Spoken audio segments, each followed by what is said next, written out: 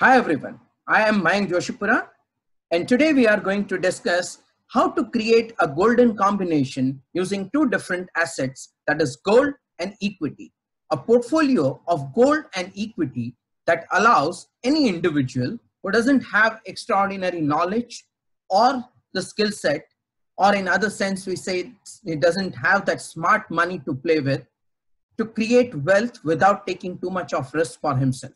So today we are going to talk about how the power of dumb money works. We are not talking about smart money, and will rely on two important concepts in order to build this magic combination. So we'll talk about power of diversification and then how to earn rebalancing bonus. So let's structure this presentation in a few parts. So we'll discuss magic of diversification and portfolio effect.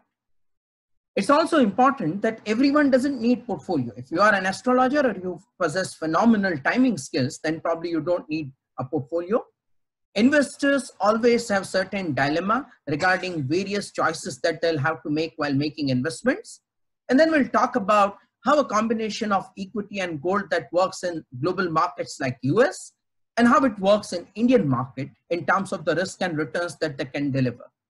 Eventually, we talk about how to quantify this rebalancing bonus and what are the kind of key drivers that eventually leads to that extra returns in form of rebalancing bonus.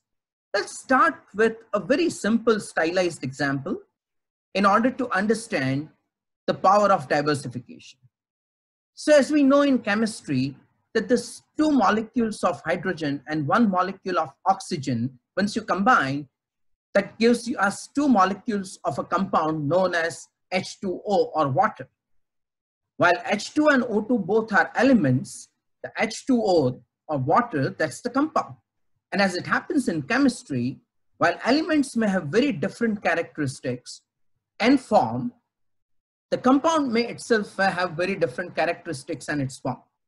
So while hydrogen and oxygen in their natural form are gaseous, but the water, which is the compound of hydrogen and oxygen, is liquid. So while this is chemistry, what happens in the field of finance? So for the first time in 1940s and early 50s, there's a gentleman named Harry Markowitz. He came up with modern portfolio theory, and he said that, look, it's not that hydrogen and oxygen only talk to each other and create a magic combination to create water. The same is true for assets as well. While individual assets may have very different risk-return trade-offs and characteristics, when you put them in a basket, which technically we refer as portfolio, they exhibit very different characteristics. So asset classes, you won't believe, but they talk to each other. How do they talk? The medium through which they talk to each other, it's what we refer as coefficient of correlation. How the return stream of two different asset classes are linked to each other, that eventually is going to decide how this two multiple asset classes, when you put them as a part of portfolio, would eventually impact your risk and return and contribute very differently. So let's start with a simple example. Remember, this is a stylized example. So we have only one risk in this entire example, which what we refer as monsoon risk. Now, we are talking about two different businesses. One is in making of raincoats. The other is making sunglasses. So RC stands for raincoat. SG stands for sunglasses. Now, next year, let's say, we don't know what's going to be the monsoon scenario. So at the moment we say, let's say it's 1/3 probability that the monsoon is going to be good. 1/3 is the probability that monsoon is going to be normal, and 1/3 is the probability that monsoon is going to be bad. Now, when we say good and bad, which means the good monsoon, which has prolonged cloudy, rainy days, and a bad monsoon, which was a series of dry days, even during monsoon season. And going by that, if monsoon is good, our raincoat company will benefit, and that going forward will deliver 30% return for the year. If the monsoon is normal, it would deliver 10% return. And if monsoon turns out to be bad, it will be at disadvantage and it will have minus 10%. That said, our sunglass company will benefit if monsoon is bad. because people will have more glasses. So in that sense, if we look at this sunglass business, it's a good monsoon. People would not use glares and glasses. And then what happens is we'll have minus 10% return for that. If it's a normal monsoon, it would have 10% return. If it's a bad monsoon, we'll have 30% return. Now, if you have to make a choice where to invest, whether to put money at this point of time in the beginning of, let's say, March or April for the next year, whether to put money into a raincoat company or a sunglass company, it's a difficult choice because the risk that you are facing is that monsoon risk. If you put entire money into a raincoat company and it turns out to be a bad monsoon, then you may end up having negative 10% return. If you end up putting money into, let's say, sunglass company, and if it turns out to be a great monsoon, good monsoon, there also you end up earning negative 10%. It's not that you earn only minus 10%, you may end up earning 30% as well. But you need to have that foresight in terms of what is going to be the monsoon going forward, else your return stream is going to be volatile and your return can be anywhere between 30% to negative 10% or 10% loss next year. So if you look at this weighted average return for both raincoat as well as sunglass company, 1/3 chance of earning 30% plus 1/3 chance of earning 10% plus 1/3 chance of earning minus 10% for raincoat company, the expected return is 10%. But it's not guaranteed fixed return of 10%. It depends on the key variable, that's the risk in this case, is monsoon. The same is true for sunglass company. The expected return is again 10%, but it's volatile return. You don't know what's going to be the return for the next year, and therefore we say it's a risky return. You keep on facing this 30%, 10%, minus 10% year after year. Eventually, let's say in 3 years, your money will grow to some about 33% in absolute terms, 1.328 or something, but it's not certain. So now what we are trying to do is that we want to still maintain that expected return of 10%.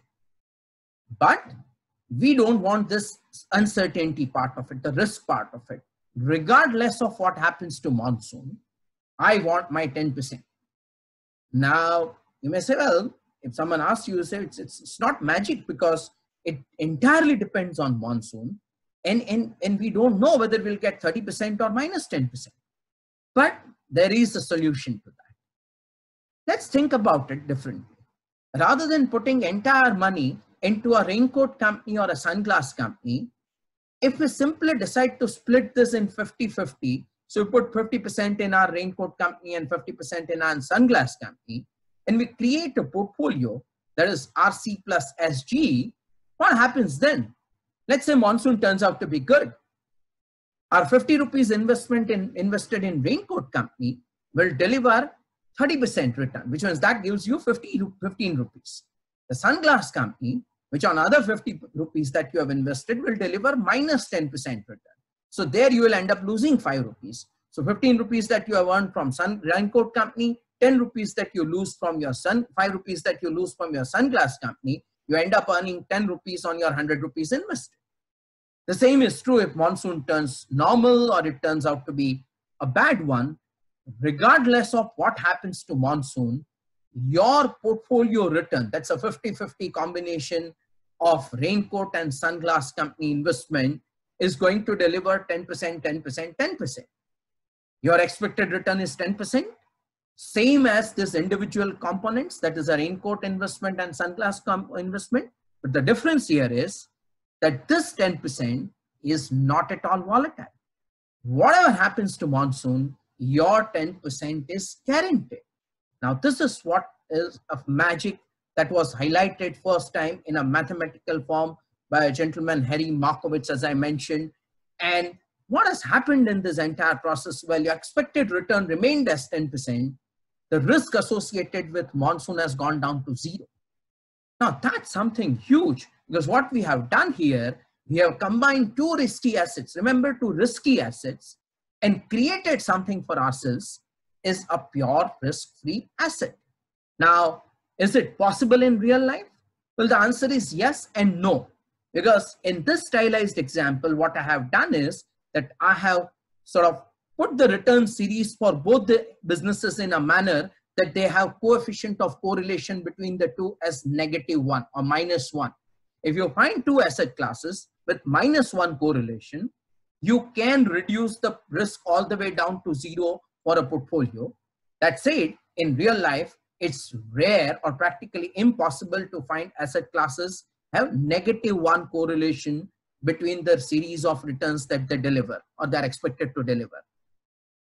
That said, the good news is, as long as two asset classes, they don't have +1 correlation between the return series, you still get the benefit of diversification, which means while your return is going to be the weighted average of two assets that you have invested in whatever proportion, the risk is going to be much less than weighted average of the two, and therefore your reward to risk ratio will go up, and that's sort of going to help us in the long run.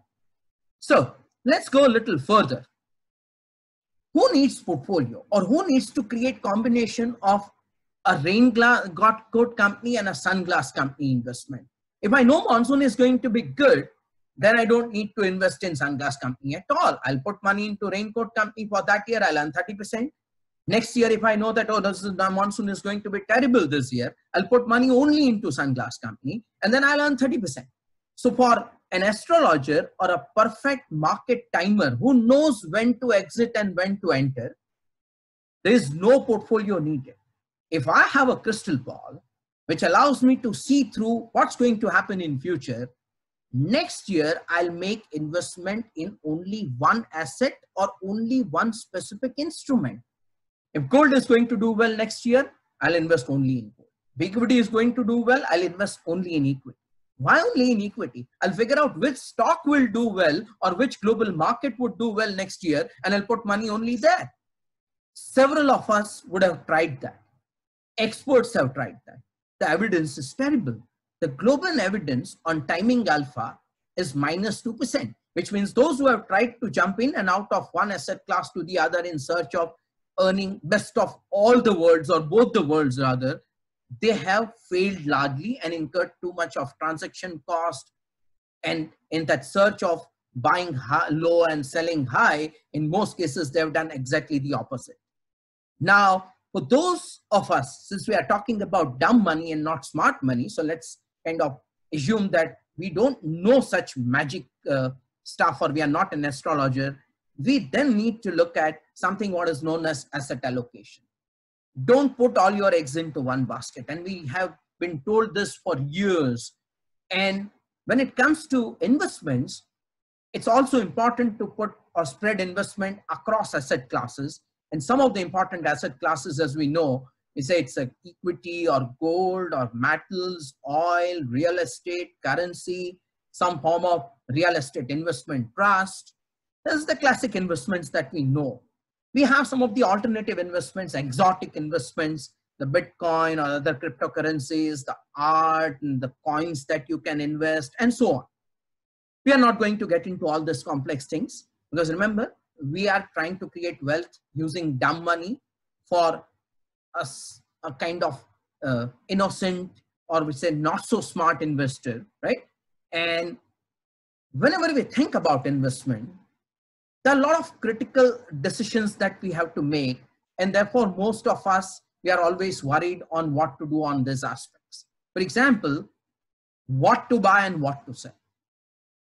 The next important decision you'll have to make is how much to buy and how much to sell. So let's say if you have 100 rupees, what to do with that kind of thing. And third, of course, is when to buy and when to sell. Now, these are the three very important decisions, and that everyone kind of tries their version of it, but they are always very complex in nature, and there is no shortcut to that in that sense. And what we want to do essentially, therefore, is that when everyone is struggling, even professional investors are struggling with that, why can't we create a simple, robust process that takes care of all these three decisions, which means we'll create a process that will tell us everything: what to buy, what to sell, how much to buy, how much to sell, and when to buy, when to sell. So we need not be smart at all. We need to simply follow the prescription or the process that we are going to lay down in say next 20-30 minutes or so, and that's going to help us. So let's say how it works. Let's look at US market first, right? You can take a break at this point of time if you want, because we are going to take an example how to create a robust process combining two different asset classes in US market, right? And then you can see this part later on. But to start with, what we are looking at is we are talking about investing in something. Remember, in US market, we say that, oh, in India, people are crazy behind gold and therefore the demand is high, they need for marriages, etc. No, we are talking about US. Is gold a good asset to add with equity in US market?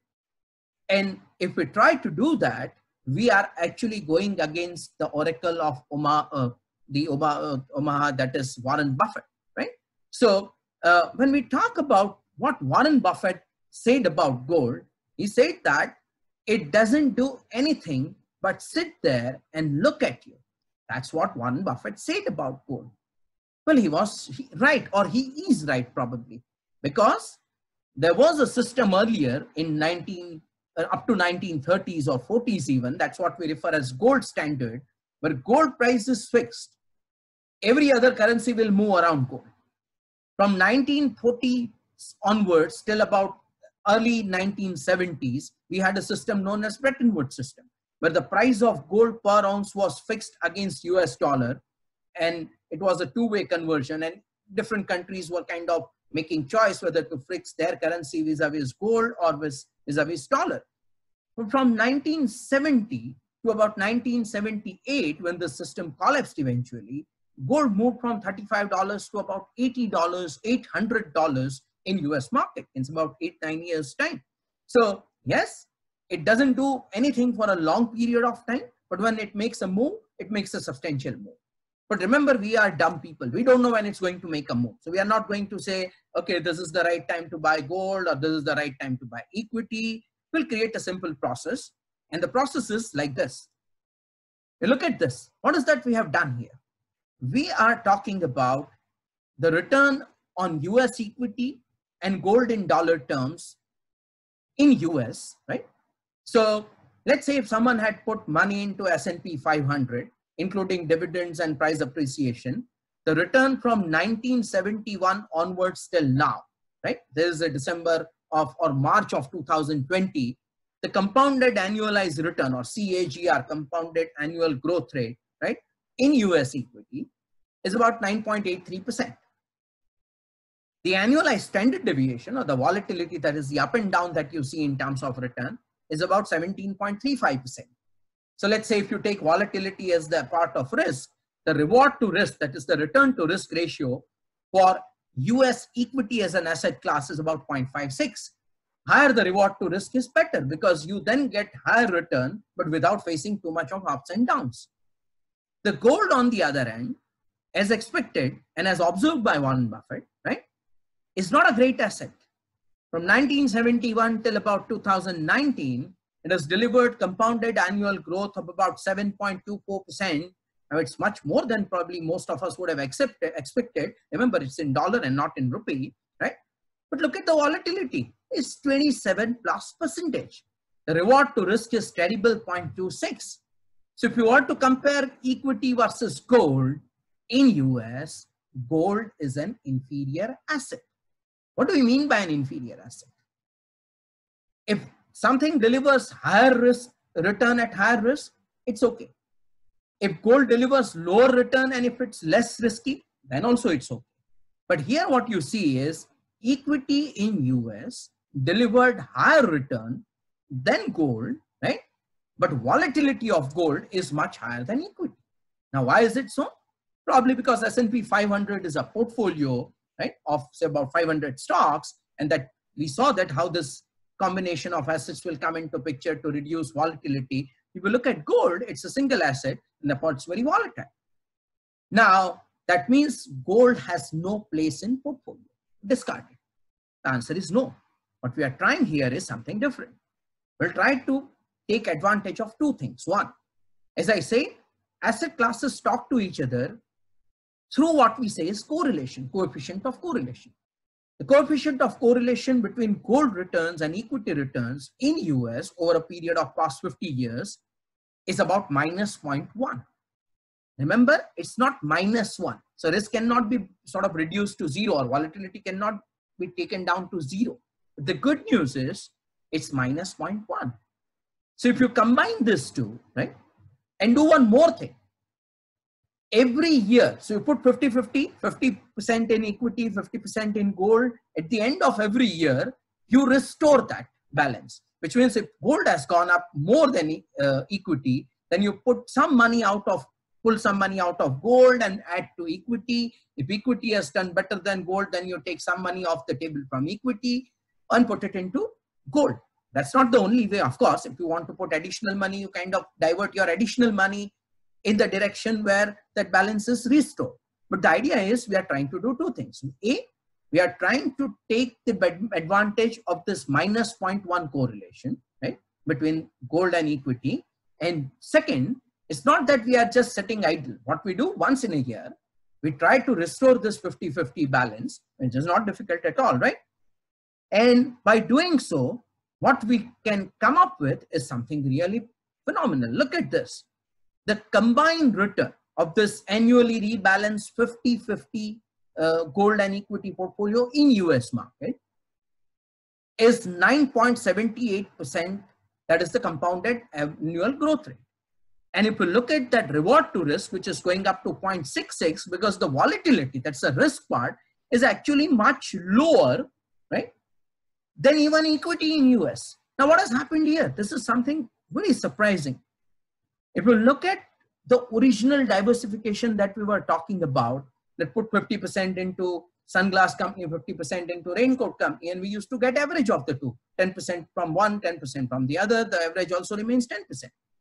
Going by that, here, this 50-50 combination would have resulted in 8.54% return. That's the average of 9.83% and 7.24%. But what we have eventually earned is 9.78%. There's even bigger benefit in terms of reduction of risk or reduction in risk. So if you look at this, the risk is lower than gold, lower than equity, and therefore it sort of leads to a substantial increase in reward to risk. Of course, reduction in risk can partially be explained by what we talked about is this Markowitz theory, the portfolio theory, where the risk is going to be lower than the weighted average. The correlation is low. In this case, it's small negative number. But the real magic here is what we'll talk further going forward is in terms of rebalancing bonus. What is that we have done over past 50 years or so, or 49 years or so? Every year, we have sold a little bit of something which has gone up a little further than the other and parked it into something else, the other asset class, which means we systematically, without any timing skills or anything else, followed something what everyone wants to do: buy low, sell high.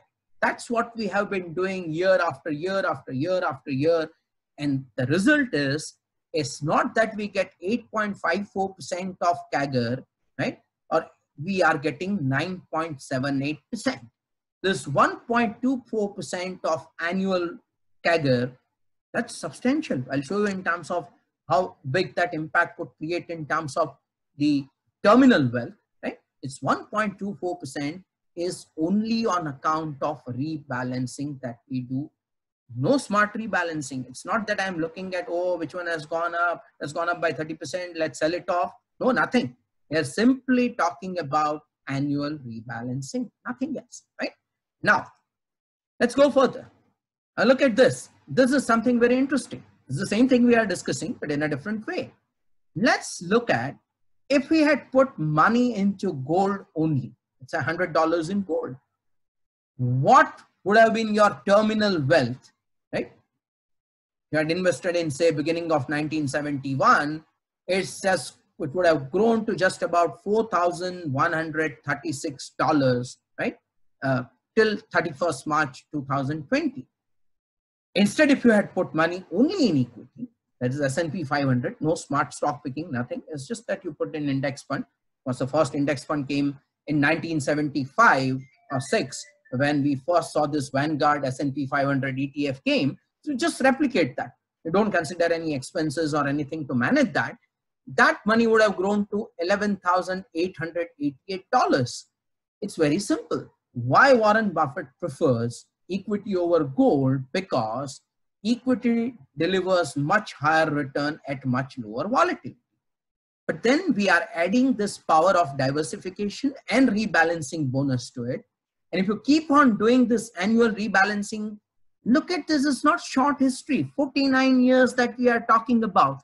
The combination of gold and equity, right, that has delivered a phenomenal return. And the wealth that you would have seen by now is quite substantial. What you can see is that combination would have grown quite substantially over a period of time, right? And that's what you are seeing there. So you look at S&P 500, you look at gold, and you look at say for that matter, a kind of the combination of the two, right? You see, it's sort of the combination has much smoother ride. It's not going up and down sort of thing, and it still delivers as good a return as equity that you can see out there. So now let's try to see whether this golden combination of gold and equity works in India or not. Now, when I say gold glitters more in India, which means this combination works even better than probably what it worked in US, right? Or the way it works in US. And is it that now everyone talks about gold, and why should we invest in gold? The answer is no. We have been talking about this for quite some time.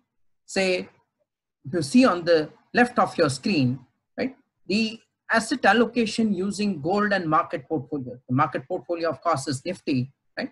Does it make or does it have the golden potential? I and Nehal kind of presented this paper at UTI Capital Markets Conference in 2014, and we talked about how this combination works. In October of 2018, I wrote an article in Financial Express titled Financial Planning, How Gold Can Help Balance Equity Risk in Portfolio. And when we talk about gold investment, we're not talking about just this 5-10% token investment in gold. Because when you talk about asset classes, it's not just that 5%, 10% parked in one asset class can help you if the other asset class where you have 60%, right, if it declines. That's not going to happen. So we are talking about, in this case, a substantial 50% allocation to equity, 50% allocation to gold. Not that everyone should do that, but let's see how it works. If you look at the risk and return profile, the CAGR from June of 1999 on Nifty is about 11.54%. Indian markets are much more volatile than US markets. So for S&P 500, the annualized standard deviation is about 17%. In India, it's 27%. And the reward to risk ratio is just about 0.43. Well, 11.5% is higher than what US equity returns are, which is about 10%. But of course, their dollar return versus what we are talking in India is rupee return. So if you convert into dollar, the picture is going to be very different. But we are not going to talk about that for now. So look at gold, which is very interesting. The gold for now, at least for this 20 years, have delivered higher return than equity, but that does not mean we say that. We simply say that it depends on the base that you take, and you can show equity earns higher return or gold earns higher return. Of course, equity may be earning higher return or actually is earning higher return, including dividend, etc., over a long period of time, but not what people show you.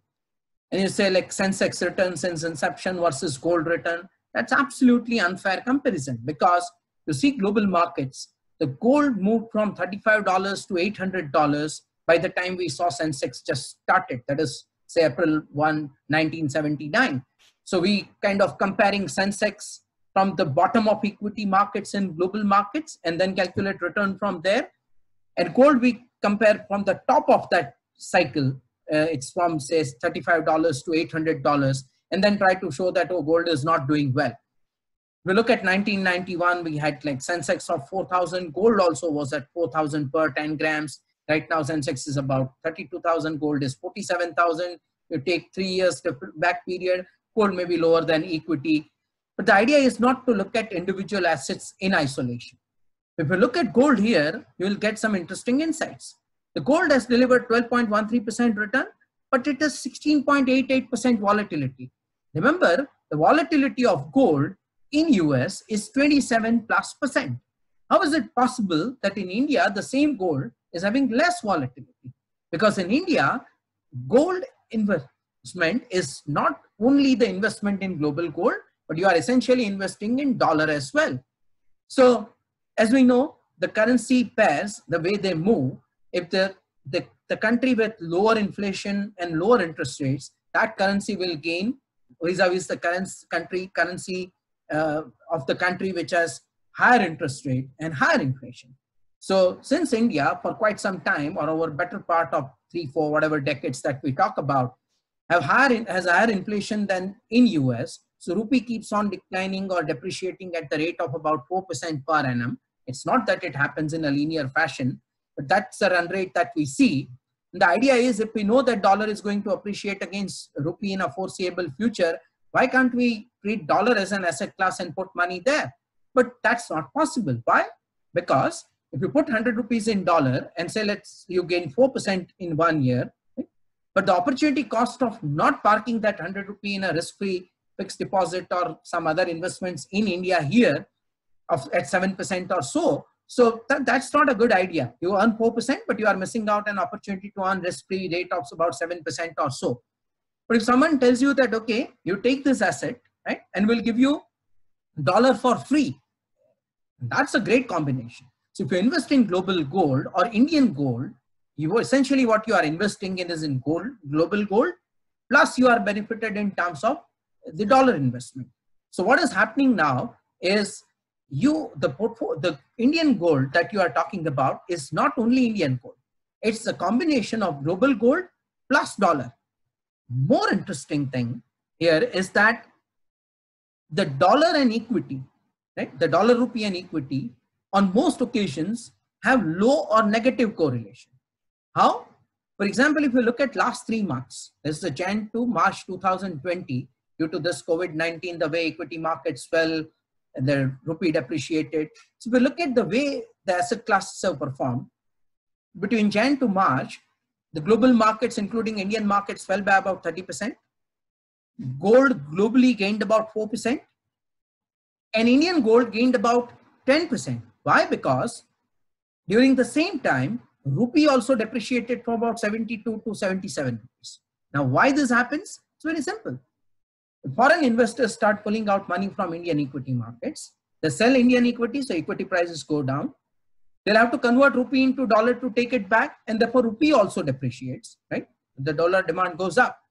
And therefore, we are benefited while equities were down. The gold gave us some kind of return. At the same time, we were benefited due to depreciation or weakening of rupee. So the Indian gold is a portfolio or a combination of global gold and US dollar, and therefore the risk is much lower. So it's 16.88%. But what we are interested is the power of diversification and rebalancing bonus. So if you combine this two, and for 20 years, if you keep on restoring that 50-50 balance every year, that every end of every March, what you end up getting is 13.35% with volatility which is lower than both equity and gold.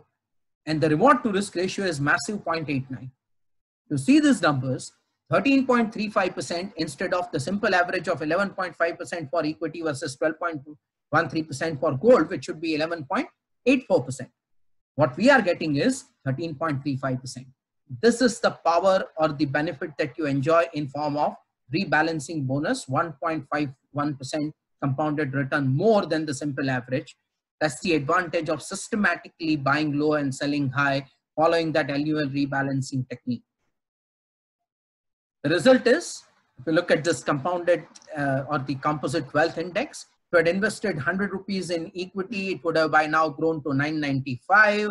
The gold would have gone up to 978. And that's what we are interested always is the 50-50 annually rebalance combination, which would have taken your wealth to 1,289 rupees.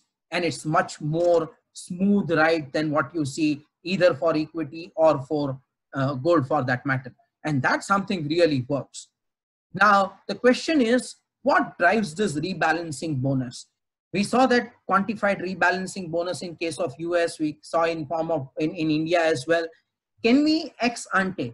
To begin with, we can sort of looking at asset classes and figure out this is going to be the rebalancing bonus that we'll get, because rebalancing may lead to some additional cost of executing those trades. So if you look at which are the good candidates to combine and then to continuously rebalance at some interval. So the key here is the rebalancing bonus that you earn, that is 1.5%, 1%, which we saw in case of equity gold combination in India. It's a function of what money that you put in, or what is the proportion of funds that you park into asset 1 plus is asset 2. And if you take any product that is 0.25, 0.75, 0.8, 0.2, what we see is, or what we can figure out is, the one which looks most insane, random 50-50 allocation, that turns out to be the best combination. Because the product for 0.5 into 0.5 is 0.25, which you cannot achieve using any other combination. And it's directly proportionate to what this product looks like. We don't want one risky asset and one risk-free asset. We want both assets to give reasonably high return, and they should be risky. So that we need volatile assets. And therefore, it's equity and maybe say government bond is not an ideal combination, because going by that, on the difference in return is so high, is that most occasions you may park money from equity to government bond, and that is not going to help us with great deal of rebalancing bonus, because we want both of them to go up and down, but not together, right? And both of them, of course, should have reasonably high return. So if one asset class has very low return and the other has very high return, essentially on most occasions you keep on transferring fund from high return yielding asset class to low return yielding asset class. That's not the great idea that we are talking about. So we are looking at the product of two assets, riskiness of the individual assets, and of course, lower the correlation between the asset classes, higher the benefit of rebalancing bonus, because both of them are not going to go up and down together. Which one is the one which has gone up, you take off some money and park it into the other one, and the other one moves at some point of time, and that gives you great balance to your portfolio. Remember, we are not looking at a combination of equity and government bond or fixed deposits, because the return should be comparable and reasonably good for both asset classes, and we don't want a risk-free and a risky asset class. We want asset classes to move up and down, but we don't want them to move up and down together, so that our portfolio will have a smooth ride towards that eventual terminal wealth.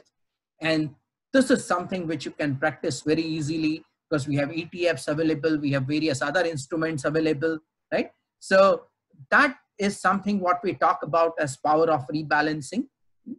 And if you go back to the original dilemma that we discussed at some point of time, the investor faced that dilemma all the time: what to buy, what to sell, how much to buy, how much to sell, and when to buy, when to sell.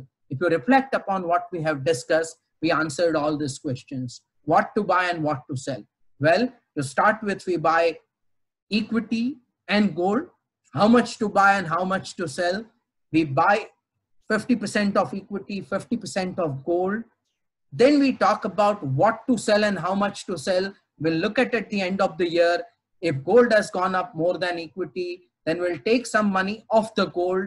So we'll sell gold. The question is how much, to ensure that that money which we redeploy and buy equity from that restores that 50-50 balance. So now we talk about what we have taken care of, those critical dilemma that we have, or decisions that we have to make as an investor: what to buy, what to sell, how much to buy, how much to sell.